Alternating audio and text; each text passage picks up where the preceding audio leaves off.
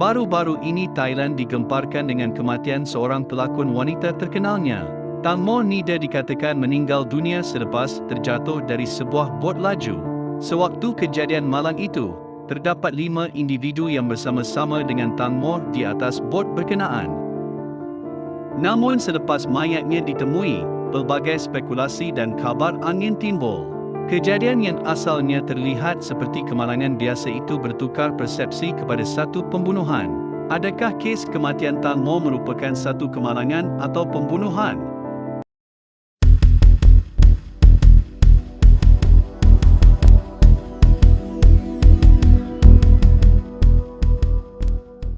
Tang Mo atau nama sebenarnya Patara Tidak Patcharawirapong merupakan seorang pelakon, model dan juga penyanyi terkenal kelahiran Thailand. Dilahirkan pada 13 September 1984 di Bangkok, Thailand dan memiliki kelulusan ijazah sarjana muda kesenian dari Rangsit University. Tang Mo mula bergiat aktif di dalam industri seni Thailand dari tahun 1998.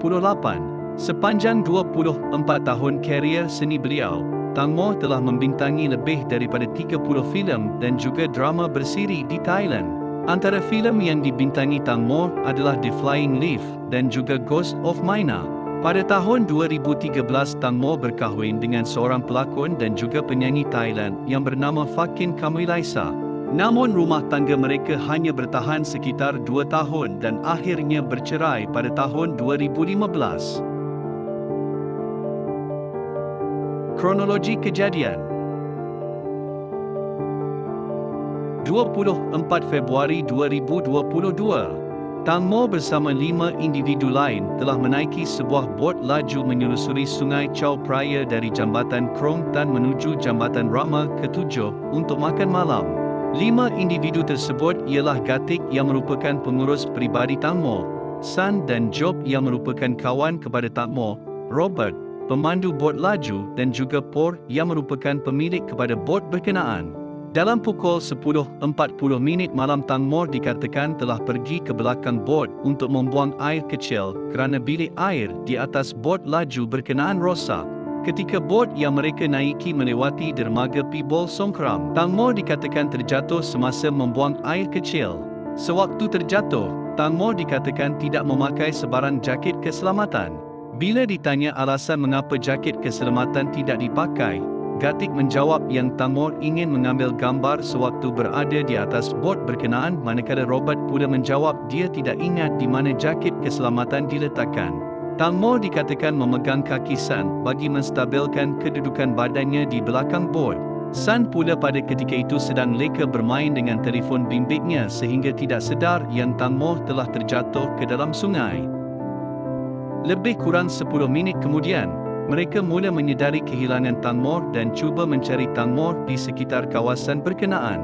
Namun usaha mereka gagal. Pasukan penyelamat telah datang ke tempat kejadian sebaik sahaja menerima laporan kejadian itu kira-kira 1 jam selepas Tang Mo dilaporkan terjatuh. Walaupun keadaan agak gelap dengan arus sungai yang deras, pasukan penyelamat masih meneruskan usaha pencarian Tang Mo. Namun pencarian itu dihentikan dan disambung semula pagi berkenaan. 25 Februari 2022. Bot laju yang dinaiki oleh 5 individu bersama Tang Mo diperiksa pihak polis dan mereka menjumpai kesan wain merah di atas bot berkenaan. Bilik air bot itu juga disahkan rosak oleh pihak polis.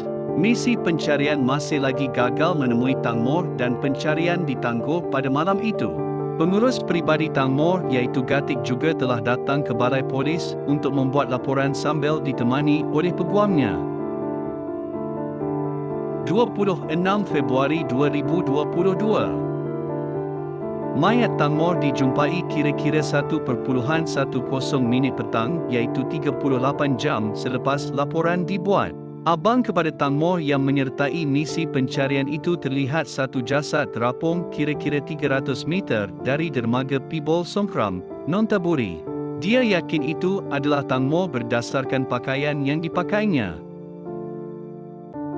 Kejanggalan di dalam kes ini. Walaupun laporan asal mengatakan Tang Mo terjatuh, namun banyak spekulasi dan juga kenyataan-kenyataan yang tidak selari. Antara kejanggalan di dalam kes ini adalah: 1. Hasil bedah siasat menyatakan punca kematian Tan Moh adalah akibat lemas kerana sebilangan pasir dan lumpur telah dijumpai di dalam paru-paru Tan Moh. Ini menunjukkan Tan Moh masih hidup sewaktu dia terjatuh dan telah menyedot air Sungai Chao Phraya ke dalam paru-parunya. Walau bagaimanapun, sewaktu mayat Tan Moh dijumpai, terdapat satu luka hirisan yang dalam pada pahanya sepanjang 30 cm. Sebelah matanya lebam dan tertutup manakala sebelah matanya terbuka dan agak terbonjol. Lidahnya juga terjelir dan beberapa kesan lebam di tubuhnya. Melihat kecederaan pada tubuh badan Tan Moh, seolah-olah pergelutan atau pertengkaran telah berlaku. Keadaan lidahnya yang agak terjelir menunjukkan seolah-olah dia dijerut. Polis mengandaikan luka pada paha Tan Moh akibat terkena kipas di bahagian bawah bot laju berkenaan. Tetapi luka ini lebih mirip pada hirisan benda tajam. 2. Tan Moh dikatakan memegang kaki San sewaktu membuang air kecil dan San langsung tidak menyedari yang Tan Moh melepaskan kakinya lalu terjatuh ke dalam sungai. Tetapi sewaktu pihak polis memeriksa bot berkenaan, terdapat pemegang pada belakang bot yang boleh dipegang oleh Tan Moh sekiranya ingin membuang air kecil. Agak janggal jika difikirkan seseorang yang berpaut pada anda namun tidak sedar pautan itu sudah terlepas. 3. Tan Moh memakai sehelai bodysuit sewaktu kejadian itu. Untuk membuang air kecil, Tan Moh perlu membuka keseluruhan bajunya. Namun, sewaktu mayatnya dijumpai, pakaian Tan Moh masih seperti biasa. Selain itu, bila difikirkan, tidak mungkin Tan Moh akan menanggalkan bajunya begitu sahaja hanya semata-mata ingin membuang air kecil. 4. Terdapat rakaman CCTV yang menunjukkan 5 individu terlibat tiba di jeti dalam keadaan tenang selepas kejadian itu. Mereka juga bergegas menukar pakaian di bilik air jeti tersebut. Terdapat beberapa orang yang tidak dikenali muncul di dalam rakaman dan berinteraksi antara satu sama lain. Timbul persoalan mengapa mereka begitu tenang dan tindakan mereka menukar baju itu juga agak pelik, seperti ada sesuatu yang berlaku pada pakaian mereka. Orang-orang yang muncul di jeti itu juga mencurigakan. Adakah mereka sudah menghubungi orang-orang ini dan memberitahu apa yang menimpa Tan Moh sedangkan keluarganya langsung tidak dimaklumkan lagi? 5. Ada juga rakaman CCTV yang menunjukkan kelima-lima individu yang bersama-sama Tan Moh pada hari kejadian berkumpul di sebuah stesen minyak selepas kejadian itu. Mereka seolah-olah sedang mengadakan perbincangan antara satu sama lain. 6. Terdapat kesan lebam pada tubuh badan 5 individu ini yang dapat dilihat dengan jelas hasil penelitian orang ramai melalui video-video yang tersebar setelah mereka terlibat dalam pergelutan sebelumnya. Tetapi mereka menafikan lebam dan kecederaan itu berlaku pada malam kejadian. Malah kononnya ada doktor yang mengesahkan kesan itu sudah ada lebih dari seminggu. 7. Sewaktu pihak polis meminta 5 individu ini menunjukkan lokasi di mana Tan Moh jatuh, mereka menunjukkan kepada pelbagai arah. Masing-masing memberikan arah yang berbeza-beza. Kecurigaan timbul lagi mengapa maklumat mereka berbeza-beza. 8. Laporan rasmi hanya dibuat oleh individu-individu ini kepada polis selepas 24 jam kejadian malang itu berlaku. Lebih menjanggalkan lagi, mereka langsung tidak ada dan tidak terlibat ketika misi pencarian Tan Moh dijalankan selama beberapa hari. Mereka menghilangkan diri dan sepertinya tidak menunjukkan apa-apa reaksi seperti tiada apa yang berlaku. 9. Robert yang merupakan salah seorang dari 5 individu terbabit menolak untuk memberikan rambutnya kepada pihak polis untuk tujuan pengambilan DNA. Alasannya, dia baru sahaja melakukan sejenis rawatan rambut iaitu hair transplant. Tetapi dia tidak menolak untuk kepalanya dibotakkan sewaktu membuat keputusan untuk menjadi sami sementara di sebuah tokong di Thailand. 10. Tan Moh juga mempunyai seorang anak angkat bernama Esther yang merupakan anak kandung kepada Gatik, iaitu pengurus peribadi Tan Moh. Beberapa bulan sebelum kejadian malang ini, Tang Mo ada membeli sebuah polisi insurans nyawa yang menjadikan Esther sebagai pewaris tunggal pada duit pampasannya yang bernilai RM130,000. Memandangkan Esther masih di bawah umur, ibu kandungnya iaitu Gatik merupakan orang yang akan menguruskan pampasan ini bagi pihaknya. Ini menjadikan Gatik mempunyai motif dan keuntungan sekiranya Tang Mo mati. 11. Selepas beberapa hari, Ibu Tang Mo juga memaafkan 4 orang individu yang terlibat di dalam kemalangan ini dengan menerima permohonan maaf terbuka mereka dan juga wang pampasan bernilai 30 juta baht bersamaan dengan kira-kira 3.77 juta ringgit Malaysia. Pada awalnya, Ibu Tang Mo sangat mencurigai mereka dengan mengatakan mereka telah melakukan sesuatu kepada anaknya. Wang pampasan tersebut jumlahnya ditentukan oleh Ibu Tang Mo sendiri berdasarkan anggaran kerugiannya atas kematian Tang Mo. Hal ini menimbulkan pelbagai reaksi dari para pemerhati kes ini.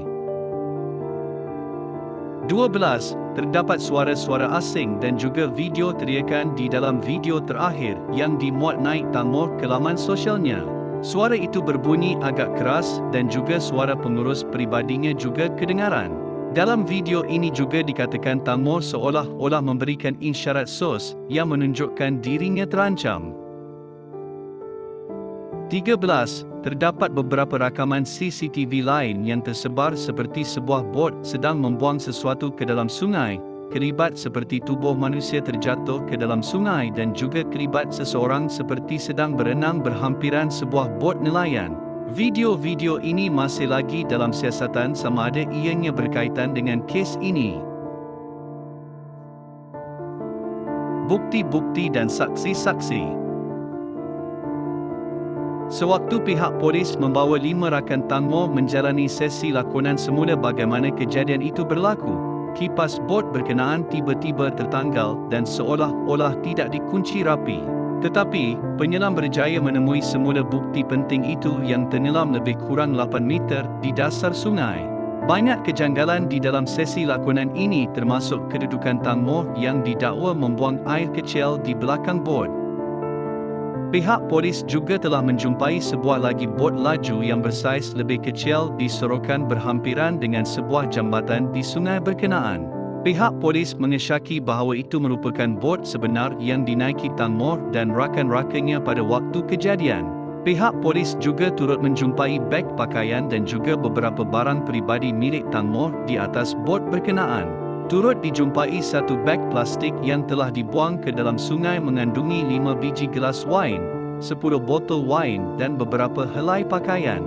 Salah satu pakaian yang dijumpai adalah sket milik Tang Mo. Bila ditanya mengapa mereka membuang barang-barang berkenaan, 5 saksi ini mengatakan mereka tidak mahu dikatakan mabuk sewaktu kejadian malang itu. Seorang nelayan di Sungai Chao Phraya yang menjadi salah seorang dari 29 saksi yang dipanggil memberi keterangan mengatakan, pada kira-kira 9.30 malam hari kejadian, dia ternampak sebuah bot yang dipandu dengan sangat laju dan bot itu seolah dua sedang menarik sesuatu di sungai berkenaan. Keterangan ini sokong dengan satu rakaman CCTV yang menunjukkan sebuah bot bergerak dengan sangat laju dan seolah-olah menarik sesuatu. Ini dapat dikaitkan dengan hasil bedah siasat di mana paru-paru Tang Mo dipenuhi dengan pasir dan lumpur. Walaupun berada di dalam sungai lebih kurang 36 jam, agak pelik untuk paru-parunya dipenuhi pasir dan lumpur. Satu lagi rakaman CCTV yang dijumpai pihak polis menunjukkan sebuah bot sedang membuang beberapa barang ke dalam sungai berkenaan. Namun belum dapat dipastikan sama ada bot itu adalah bot yang baru sahaja pihak polis jumpai. Bukti-bukti yang telah ditemui ini mengukuhkan lagi spekulasi pihak media Thailand yang mengatakan kejadian ini telah melibatkan 2 buah bot. Selain itu, seorang lagi saksi ada mengatakan yang dia terlihat lebih dari 5 orang berada di atas bot yang dinaiki Tang Mo pada malam kejadian. Dalam kekalutan munculnya bukti-bukti yang mencurigakan pengurus peribadi Tang Mo itu mengaku telah menjual Tang Mo kepada seorang VVIP dengan bayaran sebanyak 500,000 baht. Di dalam urus niaga ini, VVIP tersebut membayar untuk Tang Mo memberikan layanan istimewa yang melibatkan perlakuan menjurus ke arah seks kepadanya dalam makan malam terbabit. Turut dikatakan VVIP berkenaan merupakan salah seorang yang sangat berpengaruh di Thailand. Keadaan menjadi bertambah memuncak bila Robert dan Por tiba-tiba memberi pengakuan bahawa merekalah yang bersalah menyebabkan Tang Mo jatuh dari bot berkenaan. Robert tidak memiliki lesen yang sah untuk mengemudi sebuah bot dan dia juga baru sahaja belajar dan berjinak-jinak dengan pemanduan bot. Manakala Por pula bertanggungjawab kerana membenarkan Robert memandu bot berkenaan tanpa lesen. Akibat kecuaian mereka berdua, akhirnya Tang Mo meninggal dunia. Tetapi pengakuan ini menjadikan spekulasi semakin bertiup kencang di mana ada tangan-tangan gaib cuba cepat-cepat menutup kes berkenaan. Walaupun ada bukti-bukti dan juga kejanggalan di dalam kes ini, pihak polis Thailand masih mengklasifikasikan kematian Tang Mo sebagai kemalangan dan lemas. VVIP yang dimaksudkan oleh Gatik juga masih lagi tidak didedahkan identiti sebenar beliau. Autopsi kedua sedang dijalankan dan beberapa penemuan yang berbeza ditemui. Antaranya, tiada kesan urin ditemui di baju yang Tang Mo pakai sewaktu hari kejadian. Kesan urin sepatutnya ada sekiranya kronologi yang mengatakan Tang Mo terjatuh semasa membuang air kecil di belakang benar.